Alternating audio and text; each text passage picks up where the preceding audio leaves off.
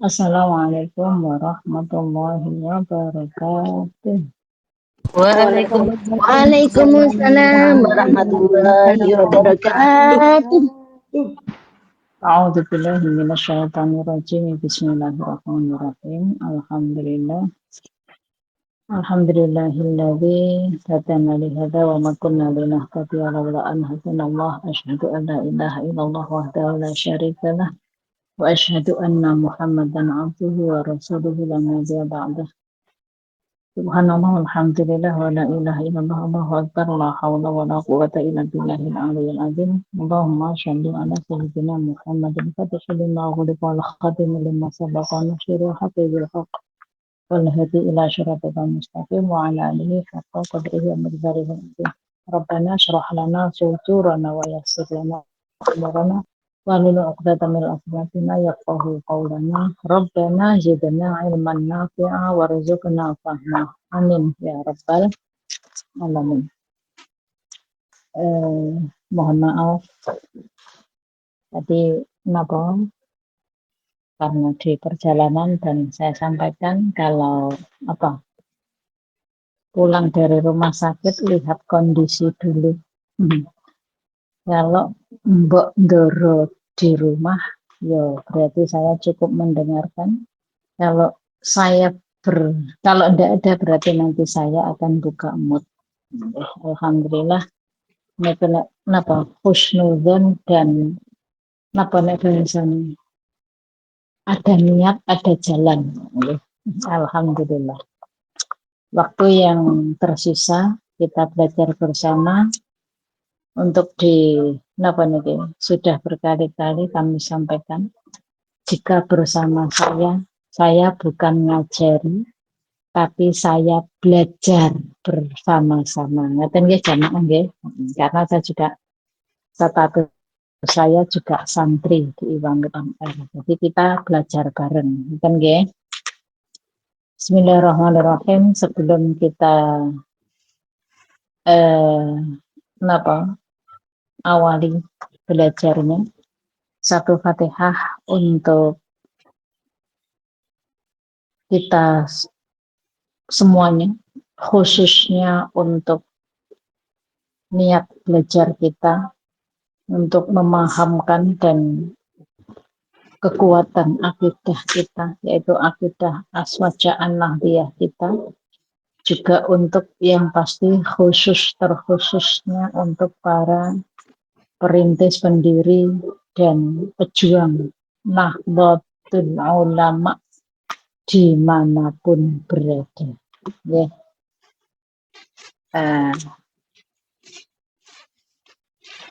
A'udzubillahi minasyaitonir rajim. Bismillahirrahmanirrahim. Allahumma shalli ala Asyhadu an la ilaha illallah wa anna Muhammadar rasulullah. Astaghfirullahaladzim, nastaghfirullahaladzim, nastaghfirullahaladzim. Alladzi la ilaha illa huwa al-hayyul qayyum wa natubu ilaih. Lahdaratun Nabi Mustafa Muhammad sallallahu alaihi wasallam wa ala alihi wa ashabihi wa ala alihi wa ashabihi wa sallam. Bacanya malaikatul muqarrabin wa khususan ila muasisat Nahdlatul Ulama, mujahidah Nahdlatul Ulama aina makana, jamaah Nahdlatul Ulama aina makana, nahdiyat aina makana, masyarakat wa khususan mu'alif hadhihi.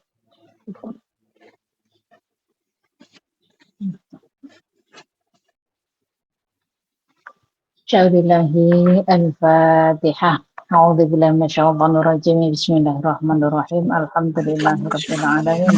Arrahmanir rahim. Maliki yaumiddin. Iyyaka na'budu wa iyyaka nasta'in. Ihdinas siratal mustaqim. Shiratal ladzina an'amta 'alaihim ghairil maghdubi 'alaihim waladdallin. Ya rabbal alamin.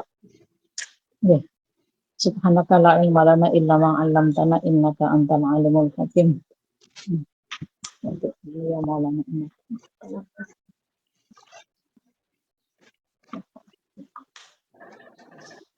Eh, mohon maaf tadi saya sempat mendengar sedikit ketika masuk, ya, mengulas sedikit dari eh, yang di kemarin pertemuan yang lalu ini sudah kita bahas, tapi sekilas saja, sekilas untuk berusaha ada 2 poin yang saya dengar yang perlu diulang dan difahami atau perlu mungkin 3 poin dari paling akhir yang dibaca oleh Bu Mardiana tadi. Kira-kira dari apa yang sambil Bu Mardiana membaca tadi, adakah yang bisa menangkap ataupun paham atau hanya sekedar mendengarkan saja? Sambil mendengarkan bisa sambil mentadaburi, ngangen-ngangen, terus mencoba memahami, atau hanya sebatas mendengarkan? Jujur bertanya itu. Jamaah, manteng soalnya. Mendengarkan, Bunda. Mendengarkan Rien, Bunda. Mendengarkan Rien. Mencerna. Enggak mencerna. Jujur 2. Jadi tanpa intinya enggak paham lah ya. Belum paham apa yang dimaksud ngeten ya. Intinya kalau dari yang sudah dibaca tadi, yang perlu diulang kembali dan perlu disampaikan. Kalau tadi kata-kata pertama yang dari apa nih, wamang wasofallahu bimakna mimma'ani al-bashari faqad kafar. Barang siapa mensifati Allah dengan salah satu sifat dari sifat-sifat manusia, maka ia telah kafir. Nah, niki kalau untuk penjelasan yang lebih detail, pemahaman dari kata laisa, dari ayat Al-Quran, dari surat Asy-Syura yang di atas tadi, dari potongan ataupun penggalan ayat yang laisa kamitslihi syai'un. Allah itu tidak menyerupai segala sesuatu dan tidak ada sesuatu pun yang menyerupainya. Saya pernah mendapat pertanyaan, Gun, terus Allah ngono ki manggone ning ngendi? Kalau memang ada lagi yang inbox, kamu itu ngaji, terus ngibadah. Nah, niki yang kurang yakin untuk mencari jati diri. Dia masih punya prinsip bahwa semua agama sama, semua agama baik. Kalau kitab iya, tapi kitab yang dulu, yang masih original. Original itu makanya kita dalam rukun iman itu rukun iman salah satunya apa? Percaya kepada kitab-kitab Allah. Tapi yang masih original atau masih asli dan di masanya. Difahami ya? Kitab itu memang benar, tapi yang ketika masih asli, tapi di masanya. Maksudnya apa di masanya? Kalau kalau di masanya? Kitab Taurat, ya di masanya. Nabi siapa kitab Taurat, jamaah? Musa. Iya. Taurat Nabi Musa. Zabur Nabi. Ayo, sejarah tarikhnya. Zabur Nabi Nabi siapa? Daud. Nah, terus Injil Nabi Isa. Nah, baru disempurnakanlah di zaman Nabi akhir zaman, yaitu Nabiullah Muhammad Sallallahu Alaihi Wasallam. yang disebut kitabnya adalah Al-Qur'an.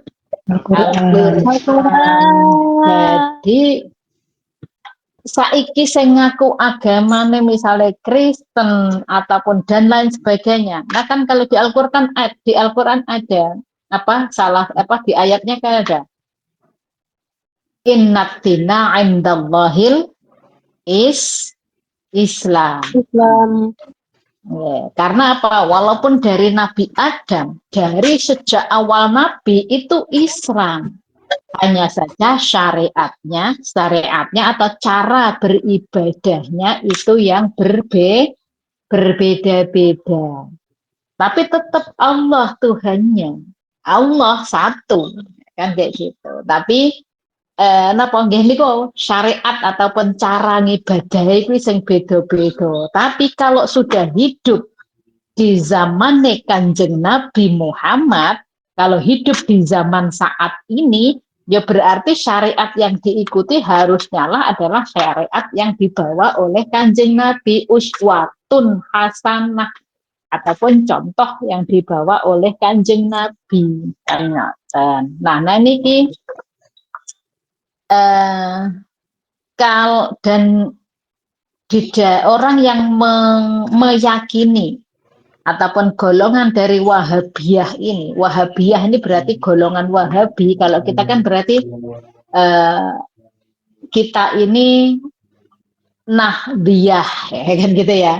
Kita ini Nahdiyah. Kalau golongannya berarti Nahdiyah. Nah, kaum Nahdiyin ataupun kita ini adalah golongan NU, golongan Nahdiyah atau nek disimpelkan itu Sunni, kan? Sunni itu berarti aswaja, tapi aswaja masih terbagi lagi, gitu ya. Aswaja maksudnya yang dimaksud terbagi itu ya kayak kita nih yang berkali-kali kita sampaikan aswaja belum tentu NU, tapi NU sudah pasti aswaja. Salah satunya apa? Ini tadi. Kalau Wahabi itu keyakinannya adalah apa? Allah itu di atas arsy. Allah itu di atas arsy. Kalau kita tidak, innallaha ma'ana. Allah itu bersama kita. Jadi kemanapun kita pergi, ya kalau kita punya apa? Mangkana yu'minu billahi. Nah, barang siapa yang percaya kepada Allah wal yaumil akhir. Nah, niku apapun niku kan ada lanjutan karena tujuannya apa? Mangkana yu'minu billahi wal yaumil akhir, ada fal yasil rahimah, ada lagi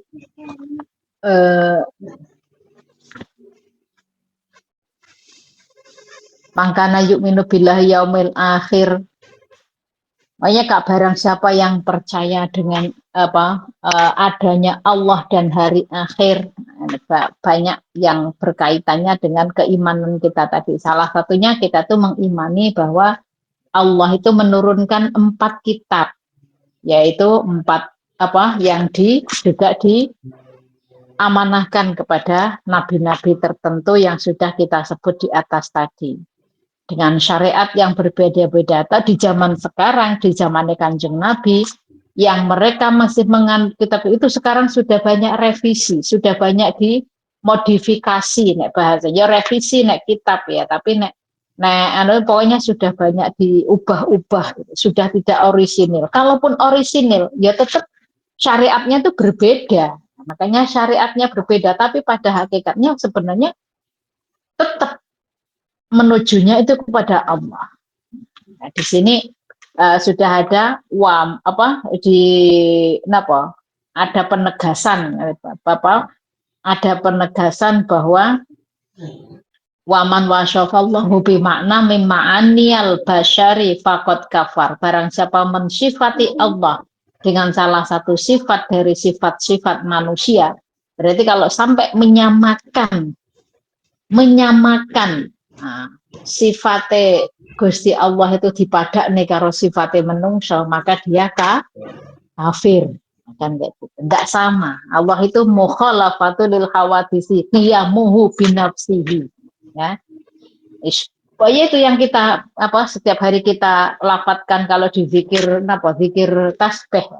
Itu semua ada angan-angan makna. Itu sifatnya Allah itu.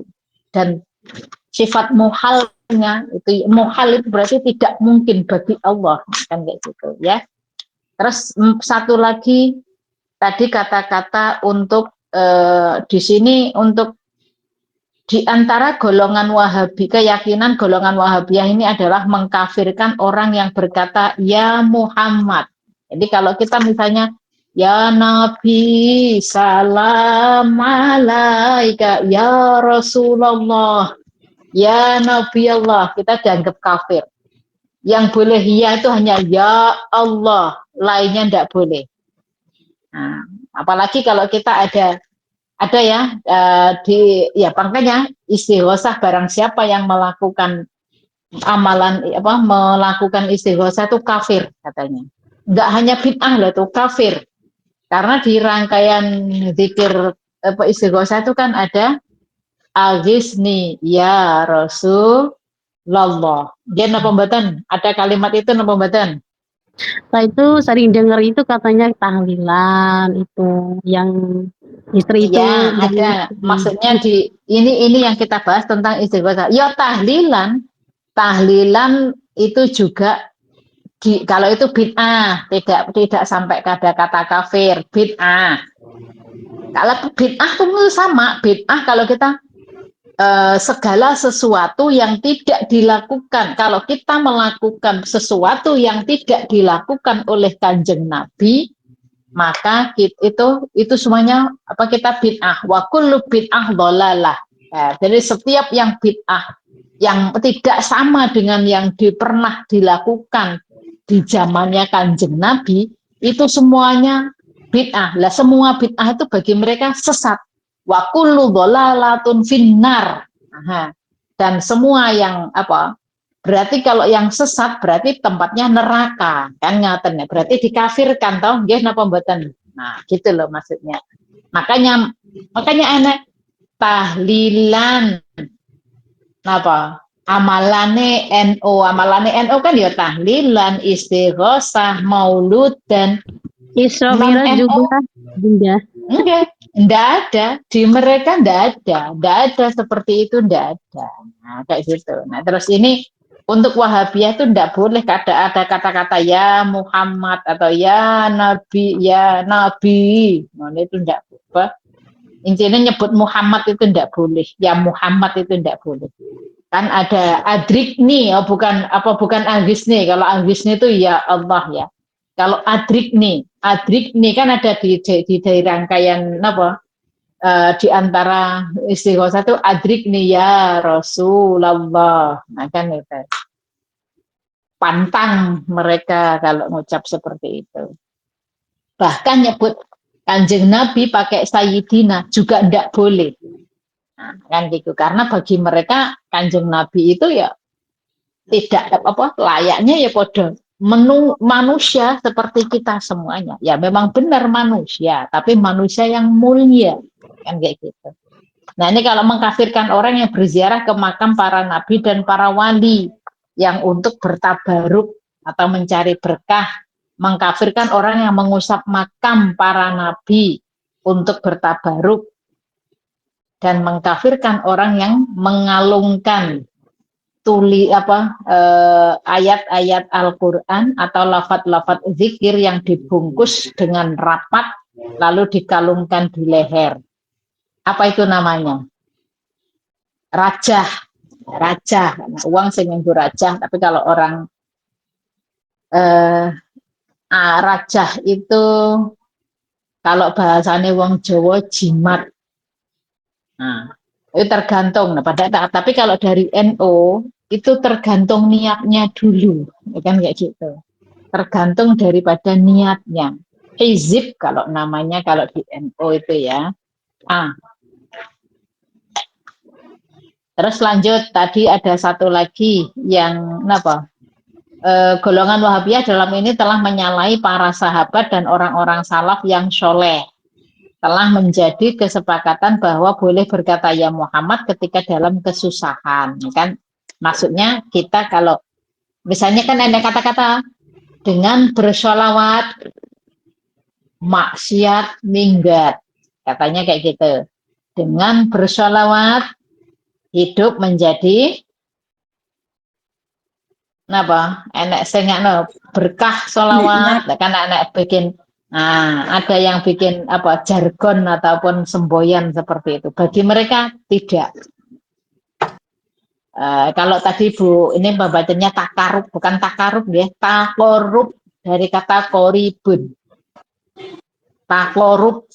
Padahal niat kita adalah menyentuh mimbarnya dan mencium makam dan mimbar tersebut apabila diniatkan untuk bertakorub ataupun mendekatkan diri kepada Allah dengan bertabaruk, dengan mengharapkan keberkahan. Hal ini ia sebutkan dalam kitabnya. Apa kita tadi dikatakan apa bid'ah ya. Terus tadi ada lagi yang Bu siapa Mardiana bilang kok haram darahnya. Yang dimaksud haram darahnya paham napa mboten? Haram halal darahnya bukan haram darahnya. Halal, maaf kebalik. Yang dimaksud dengan halal darahnya itu apa? Paham napa mboten? Boleh dibunuh. Nah, boleh dibunuh. Yang tidak sealiran dengan mereka, bunuh kita yang tidak sealiran dengan mereka, itu bagi mereka itu jihad. Padahal Kanjeng Nabi tidak mengajarkan seperti itu. Sebentar.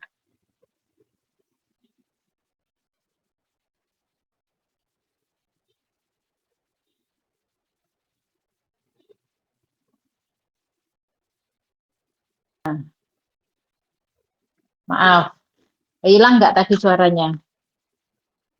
Betul. Mboten, hilang lah dulu ngangkat teleponan. Terus satu lagi untuk yang apa niki, makanya kita bilang kalau pentingnya ada kunjungan, khususnya kalau kunjungannya itu di apa? Malam Rabu niku pembagian tugasnya pripun kok lupa saya. Yang mukodimah niku tugas kelompok atau tugas comotan? Malam Rabu kalau dulu tugas kelompok, tapi di rolling. Intinya tugas mukodimah itu dulu malam Rabu acara apa Bun? Kutu Bun. Oke. Rollingan. Rollingan Bunda. Rollingan kan ya. Berarti masih tetap. Makanya pentingnya ada kunjungan. Dulu awal mulanya itu kunjungan itu karena ya ini tadi khawatir kalau yang menyampaikan mukodimah ataupun menyampaikan mauidhah hasanahnya tadi sumbernya dari sumber yang tidak bisa dipertanggungjawabkan. Karena pernah kejadian, bukan hanya sekali dua kali. Dulu tuh pernah kejadian. Ceramahnya atau mauidhahnya itu bagus banget. Nah, kayak gitu. Lah, tapi ketika menyampaikan sumber dari mana itu, misalnya kalau kita itu merujuk dari mana? Na'udzubillah. Rujukannya ternyata dari Injil. Karena dia awal mulanya itu Kristen. Nah, itu dari situ terus kita usahakan kalau yang mau tugas mukodimah itu penting ditanyakan ketika kunjungan jenengan mau bawain tema apa, ayat Al-Qur'annya neng asma teng napa niku biasanya apa? Senes teng Sunan Ampel yang mau itu hasanah itu disebutnya apa bahasa Jawa nih? Wedal selajengipun pamedar sabdo. Jadi yang akan menguraikan sabda ataupun yang akan menguraikan firman. Nah, jadi kan Yo kak enek kata-kata firman, Bu. Lah kan kita wong Kristen itu yang nganggone firman loh, hati-hati. Nulis Allah, kalau kita ndak bisa mengenai menulis Allah, itu kalau orang Kristen kan juga sama seperti kita. Makanya kita kalau ndak paham bacaan tentang kaidah napa niku bahasane jalalah. Ya engko mbacane kan ya malih Allah. Leres sama mboten? Wong Kristen nek ngarani Allah, nek nyebut firman ya firman Allah. Nah, jadi niku perlunya hati-hati kalau penjenengan hanya browsing, googling, carinya dari Mbah Google.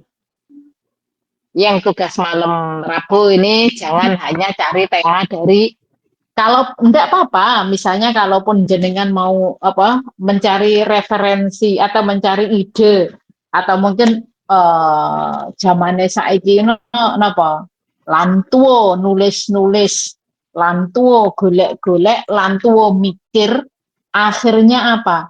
Googling lah kalimatnya niku napa bahkan copy paste dari internet. Nah, guru ngopi paste susunan kata-katanya. Enten apa mboten sing ngoten niku? Kalau dulu kita nyusun dhewe Bu, ngambilnya dari apa? Oh, Al-Qur'ane arep ngambil tema apa kalau dulu ya. Niki nek kula tapi ya. Terus napa niku? Dulu-dulunya Yen mboten enten Al-Qur'ane. internet lho, Bu. Nah, makanya dulu kan nggak ada internet. Kita ngambil dari Al-Quran. Paling apa? Al-Quran itu yang ada tafsir. Di tafsir itu kan ada keterangan asbabun nuzul. Paling dari situ saja. Nanti kita kembangkan sendiri bagaimana cara kita. Disitulah kita imajinasi kita jalan, IQ kita jalan. Saiki boro-boro sampai gelem ngomong medar-medarne sabda. Saiki nek rapat lho, ketua karo sekretaris nyampe nih, nunggu ser-serane, Bu. Yang tersinggung pasti merasa. Saking Saking praktisnya saiki golek penake wis ngenteni ser-seran dhisik. Jenenge nyampe dilek salah lho, Bu. Ya Oh, nggih. ngenteni Jane yo. Lah iya. Jane iki nek sing bahasane nek cerdas pasti cermat ketika ada tema, ada poinnya iki mau, kesepakatan iki, tulis dhewe seret-seret bawa pulang ke kelompok. Apa Lur, mau anek rapat ngene tema poinnya iki. Terus kon milih iki kon anune piye. Nah kan kita ini dibawa pulang. Iki arep pilih ndi? Tulis dhewe jane yo. Tapi saiki ndak, akeh-akeh nunggu Bu bocorane. Kalau contoh mungkin. Lah enggak, nah dulu begitu. Ndak ada internet, biyen ki ngono kuwi. Makanya kita ndek buku ki ya. Oh, hari ini ada rapat, tulis poinnya apa. Tadi poin 1. Terus yang menjadi suara terbanyak tadi begini. Nah, bahkan rapat itu dicatat semuanya. Terus nanti yang menjadi kemarin yang menjadi perbedaan pendapat ini akhirnya menemukan solusi ini. Dua catatannya kabeh. Allahumma shalli ala Muhammad. Allahumma shalli wa sallim malah kebablasan malah ora sida ning tema. Tadi maksudnya kalau mau menyampaikan mukadimah hati-hati kalau bersumber dari misalnya silahkan kalau mau browsing dari internet, tapi hati-hati sumber redaksinya, ya. Redaksinya juga bisa dipertanggungjawabkan atau tidak, di cross check dengan Al-Qur'annya. Jangan ditelan mentah-mentah. Begitupun hadis-hadisnya. Hadis-hadisnya juga hadis kalau yang dari Aswaja An-Nahdiyah itu siapa perawi-perawinya. Nah, ambil dari perawi yang memang ben apa Bu? Biar kita itu cekelane akidah kuwi mau ki aja blang-blang blonteng. ngertos blang-blang blonteng. Sesok nyekel iki, sesok nyekel iki. Sesok memegang nggone madhab iki, sesok nganggo madhab iki. Mending nek gur madhab e. Nah, terus nek sing alirane niki lho ngerine. Nah, ini barusan tadi kalau yang dari Wahabi itu napa? Perawi ataupun apa niku hadisnya yang paling jelas itu kalau Ibnu Taimiyah. Nah, kalau jenengan kalau dari napa niki wau? Pokoknya di ini ya, difahami dulu sudah pernah ya kita sampaikan untuk kita merujuk kalau wong napa aswaja an-nahdiyah ataupun paling enggak aswaja ya harusnya juga aswaja an-nahdiyah. Kalau kita merujuk dari kitab-kitab mana perawi, kalau misalnya ini perawinya dari napa ngan itu loh Bu. Nah, berarti kan siapa? Bukhari, Muslim atau nah itu kalau yang atau hadis Tirmidzi dan lain sebagainya. Pokoknya dilihat dari situ. Sumber redaksinya juga. Hati-hati jangan sampai nanti kita wis mantep nek nyampe nih ternyata yang disampaikan malah yang dari aliran yang sesat dan menyesatkan. Naudzubillah. Lanjut Wahabisasi. Wahabisasi dan kelompok-kelompoknya di Indonesia. Seperti telah dijelaskan sebelumnya, Wahabi juga dikenal dengan istilah Salafi. Nah niki saiki dibungkus malah nganggo kata Salafi karena Wahabi itu juga banyak ininya loh Bu. Banyak apa namanya? Banyak alirannya, banyak cabang-cabangnya. Nah, terus setiap pengakuan mereka yang berdakwah di atas manhaj salafus soleh, maksudnya berdakwah di atas manhaj salafus soleh, pengakuannya, ngakune, jerene, kuwi dakwah mereka itu katanya dari salafus soleh. Tapi salafus soleh yang dimaksud salafus soleh itu wis sing ora enggak tercampur apapun ngakune. Madrasah salafiyah. Tapi padahal kan di awal kemarin sudah kita ceritakan itu sumber awalnya itu sebenarnya dia ndak patek berilmu. Orang tuanya saja mengkhawatirkan, khawatir kalau nanti anaknya melenceng, ralido. Nah kan kayak gitu. Ralido ternyata benar. Anaknya merasa sedikit ilmu yang didapat wani-wanine angan nek bahasane sedikit ilmu yang didapat tapi wis wani dinggo menghujat, dinggo wani mendebat padahal napa bekal ilmunya ndak cukup bagi kata bapaknya sendiri kan kemarin di awal itu sudah ada tertulis. Madrasah Salafiyah sendiri terdapat di berbagai negara muslim antara lain Arab Saudi, Yaman, Yordania, Syria, negara-negara Jazirah Arab, Mesir, Pakistan, India, Asia Tengah, dan lainnya. 3 madrasah yang sangat dominan saat ini adalah Salafiyah di Arab Saudi, Salafiyah di Yaman, dan Salafiyah di Yordania, Syria atau Syam. Paham Salafiyah yang masuk ke Indonesia bermacam-macam warna. Warna yang paling asli ialah dakwah Muhammad bin Abdul Wahab yang dibawa oleh ulama-ulama di Sumatera Barat. Nah, inilah Salafiyah pertama di Indonesia. Ini yang pertama, ya. Terus kalau di Indonesia ini organisasi-organisasi paham Salafiyah juga berpengaruh secara relatif terhadap organisasi-organisasi Islam di Indonesia. Misalnya, dengarkan ya Bu ya. Paham Salafiyah juga berpengaruh secara relatif terhadap organisasi-organisasi Islam di Indonesia. Aliran dan organisasi, ini beda loh ya. Bisa difahami? Aliran itu firqoh. Tapi kalau organisasi itu berarti ormas, kumpulan masyarakat. Jadi kudu iso bedakne. Jadi Salafi itu bisa terbagi menjadi banyak. paham salafiyah juga berpengaruh secara relatif terhadap organisasi-organisasi Islam di Indonesia. Misalnya Muhammadiyah, Syarikat Islam, Persatuan Indonesia atau Persis. Persis apa Persis? Persis ya, wong persatuan. Nek Persis seperti persatuan. Juga Al-Irsyad.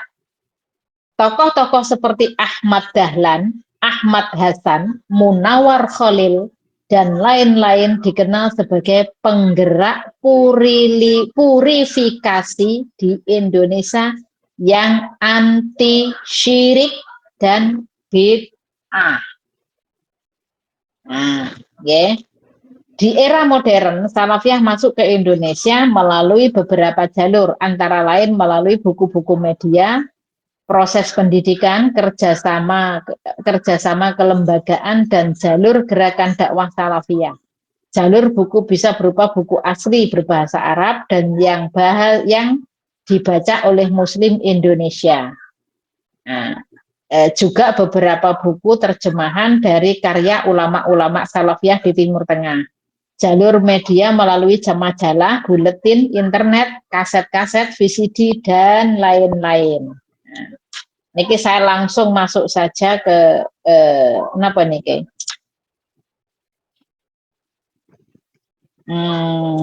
Ke sini saja dulu ya.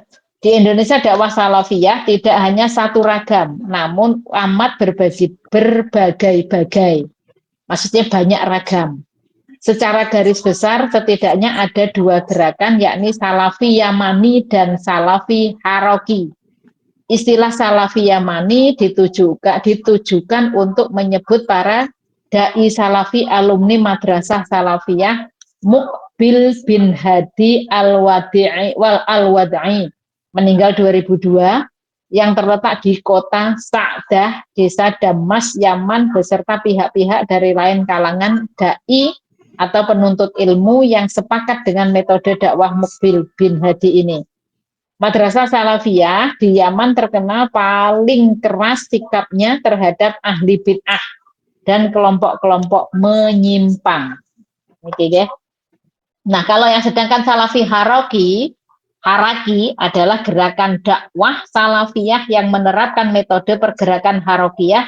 Metode tersebut meskipun tidak sama persis, serupa dengan metode yang ditempuh oleh jamaah-jamaah dakwah Islam. Nah, kalau yang kita tahu, Salafi, jalur-jalur Wahabi ini, dari firqah-firqahnya Wahabi ataupun yang menamakan diri sekarang Salafi ini adalah Ikhwatul Muslimin atau IM, Hizbut Tahrir. Pernah dengar?